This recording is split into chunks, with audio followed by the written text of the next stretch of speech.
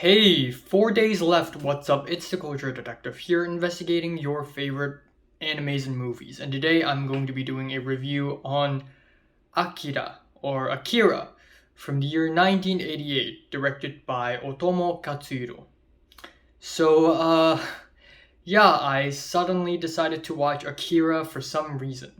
Now, to spoil your surprise a little bit, if you are truly curious on what sort of movies I will be watching next, please go to my Letterboxd account and look at my future watch list in chronological order list, where I basically list out all the movies I will be watching in the next few months or so.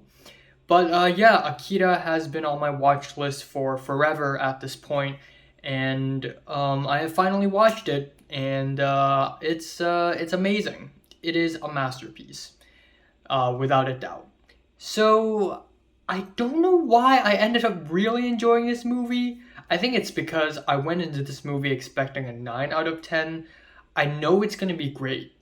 Okay, I know it's going to be a masterpiece, but I thought to myself, okay, maybe it's not that great. You know, it's a movie from 1988, so maybe it's not going to hold up as well. So I kept my hopes a little bit lower, and I think it's because of that I ended up really enjoying it. Akira ended up better than I thought it would be. Now, another problem I have when I was watching this movie was that the Wi-Fi sucks. For some reason, the Wi-Fi of Los Angeles is even worse. So when I started watching the movie, for every few seconds, the movie just stops and buffer for like another 10 seconds, and then I was like, screw it. So I moved my laptop outside to the living room right beside the router to watch it, and then an hour into that, I returned to my room to watch it. But even so, even with shitty Wi-Fi, and even with low expectations, I still managed to enjoy this movie a lot. Now let's get the obvious out of the way. This movie looks fantastic. It is an anime made in 1988, the same year Grave of the Fireflies and My Neighbor Totoro came out, by the way. Huge year for anime movies. Oh my god. But this movie still looks fantabulous. It looks absolutely amazing. Every single scene, every single shot is filled to the brim with visually interesting design, with bright colors that are very saturated but not in an overexposed way. Everything looks great, and the animation style is still really good. Yeah, it's old, it's from 1988, but it's still amazing. And when I was watching this movie, for every single shot, I was like, wow, so this is the masterpiece that everybody's talking about. Yeah, it is a masterpiece. And I could also see some comparisons between this and Blade Runner, because both Akira and Blade Runner are also cyberpunk. We are in a city with a lot of East Asian influences, and of course, because Akira literally takes place in Neo Tokyo. But actually, the manga of Akira started in 1982, and Blade Runner also came out in 1982, I believe, or 83. So they came out around the same time. So they're not real like influenced by each other or anything. But still, the production design and the colors of this anime is gorgeous. That is without a doubt. And I'm sad I watched it on my laptop because I really want to watch it on a big screen if possible. If there is a screening of Akira, please tell me. I don't know why, but there are tons of movies out there right now that I can't watch because I have to watch it in a big screen. If I watch it on my laptop, it just ruins the experience. I have to watch it in a huge screen. But anyways, let's talk about the story. Now, I honestly like the story even more than the visuals. I mean, yeah, sure, the visuals are great and all, but the story is actually what really made me enjoy this movie. So it's quite complicated. But we have our main characters, Kaneda and Tetsuo. They're both part of a bike gang, and of course, Kaneda is the leader, their team, the head man of the bike gang, while we have Tetsuo, who is kind of an underdog. Tetsuo ran into this little kid who looks like an old dude and got kidnapped by the government. The government injected some weird thing into his brain, and he suddenly has superpowers. And it's sort of like an experiment gone wrong, and his superpower is let loose and he becomes crazy. He gets mad.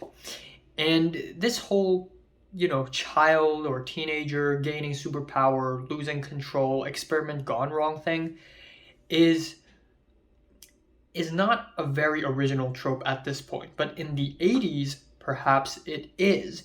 And I can totally see how this idea has influenced many other works from here on out. Elfen Lied, Stranger Things.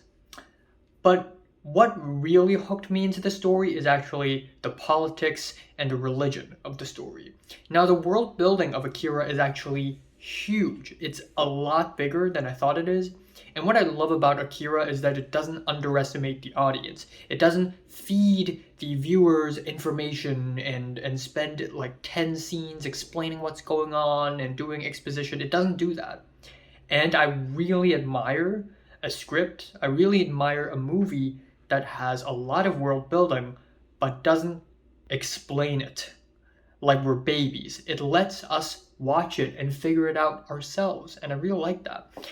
And essentially we have Neo Tokyo, which is Tokyo but new, Neo, and we have the government, and they're all corrupt, they're all broken. We have the military, which is also very corrupt, and we have this Akira, this deity, this figure that a lot of people are like, ooh, is he real? Is he not real? But Akira is this deity who is apparently super powerful, the all-powerful being who can do everything from telekinesis to reading minds to traveling super fast to being super strong, everything. And the government is trying to recreate Akira on a child as an experiment for some reason. And because of that, there's a clash between politics and religion, where we have people who worship Akira as an idea of a deity, and then we have the government trying to recreate Akira, but trying to use that Akira to fight against the actual Akira. Now, it is complicated, and I wouldn't say I get the whole world building and the whole concept 100%, but that's also what I like about Akira, is that it doesn't just give me all the answers. I have to rewatch it in order to find out even more. But the gist of it is that the people hates the government, there are rebellions, there's a religious group, almost a cult, and the government is corrupt, and they're fighting, and the whole world has gone to shit. Buildings are exploding, there are tons of crimes, gunshots everywhere, the streets are dirty, full of trash, and it's just such an aesthetic, and I think this movie just portrays that really well. I also think the ending is really bold and ambitious. It's a lot bolder than I thought it would be. And I guess if there's one gripe I have with the movie, albeit a minor gripe, a small, tiny gripe, it would be that I wish the characters are a bit more interesting. I think Kaneda is pretty charismatic as a main character, honestly, especially with the police interrogation scene. He's like, haha, trolling, but at the end of the day, the characters can be a little bit more interesting. I think Tetsuo is pretty interesting too, but overall, it could be a little better. But that's pretty much the only gripe I could think of. Everything else about this movie, the voice acting, the music, the atmosphere, drumming, the coloring, the voice acting, I like them all. I think they're all fantastic. And in a way, this movie is like the Rashomon of anime, because this anime movie introduced the West anime, like how Rashomon introduced Japanese film to the West. And a lot of people, a lot of, Westerners, Europeans, Americans, and alike, have their first anime experience with Akira. And back in the 80s, a lot of animation in America is, haha, funny kids movies, Bugs Bunny, and all that stuff.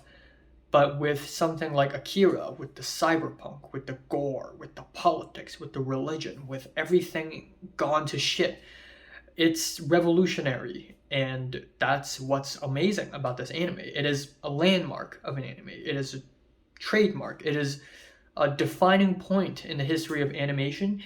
And it is as great as it seems to be. So, yeah, I enjoyed it a lot. This is without a doubt a 10 out of 10 for me. and it's awesome. Awesome, awesome, awesome. So, have you watched Akira from 1 to 10? I would just rate it, like, and subscribe if you want more, and thanks for watching.